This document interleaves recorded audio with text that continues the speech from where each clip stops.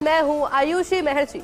Jaipur metro के दूसरे phase की डीपीआर को लेकर मंजूरी मिल चुकी है। केंद्र ने डीपीआर का पूरा खर्च वहन करने की मंजूरी दी है। जयपुर मेट्रो ने अगस्त मध्य के केंद्र सरकार को ये प्रस्ताव भेजा था। केंद्र शहरी कार्य व आवासन मंत्रालय ने इस प्रस्ताव को मंजूरी दी है।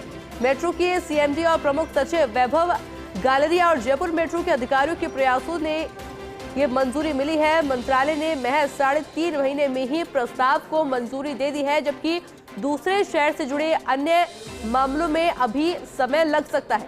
औसतन अब तक ऐसे मामलों में लगा है 5 से 6 महीने का समय। वैभव गालरिया ने बतौर मुख्य सचिव यूडीएच और मेट्रो के सीएमडी के नाते दोनों स्तर पर किया प्रभावी समन्वय।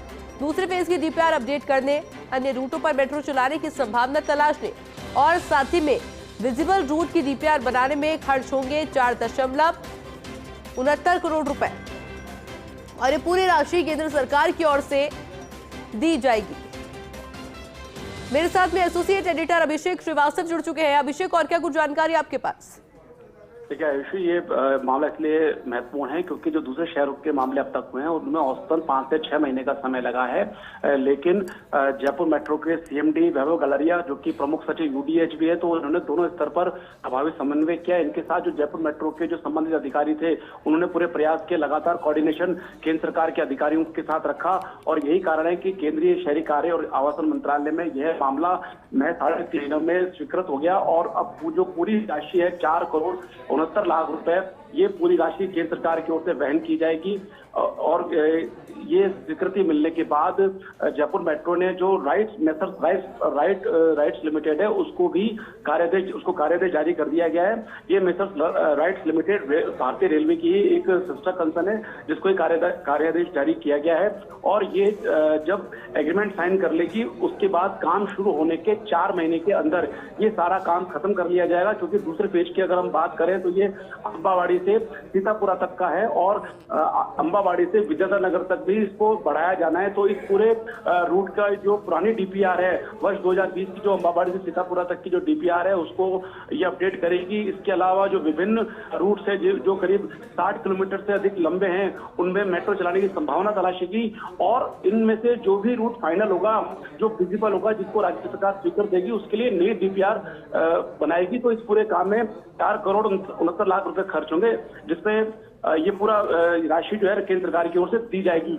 तो एक प्रभावी प्रयास किया गया।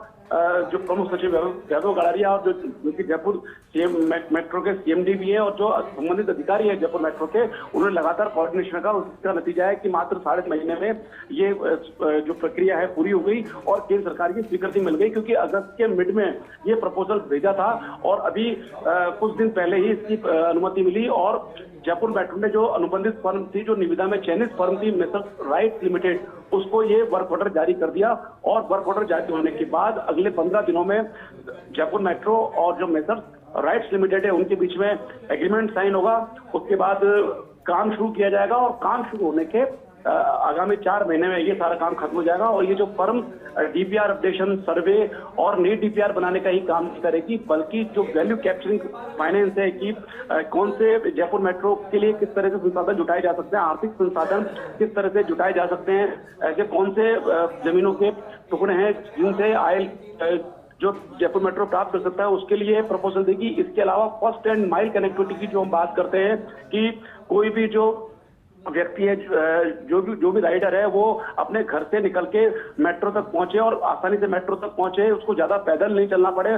उसके बाद वो मेट्रो स्टेशन पे उतर के वापस अपने गंतव्य तक जाए तो उसको पैदल नहीं चलना पड़े। तो इसकी फर्स्ट एंड माइल कनेक्टिविटी को लेकर भी डिटेल प्रपोजल ये फर्म देगी। तो इस तरह से ये 5 तरह के बड़े काम करेगी और इन 5 कामों में जो भी राशि खर्च होगी वो केंद्र सरकार की ओर से वहन की जाएगी। जी बिल्कुल अभिषेक, बहुत बहुत शुक्रिया आपकी तमाम जानकारी के लिए।